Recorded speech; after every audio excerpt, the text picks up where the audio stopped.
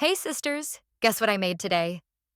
It's Lazy Noodles. Soft, chewy, and so easy to make you'll nail it on your first try. Here's how. Start with wheat starch and ordinary flour, mixed 1 to 1. Add a cup of cold water, beaten eggs, and whisk until the batter is smooth. Then add a second cup of water and stir thoroughly. Pour the batter into a pot of boiling water, cover it, and steam for just 1 to 2 minutes. When the dough bulges, it's cooked. Transfer it to cold water to cool naturally, then brush a little oil on the surface. The result? Thin, gray, soft, and chewy dough, perfect for pairing with your favorite side dishes. This refreshing dish is ideal for a hot summer day.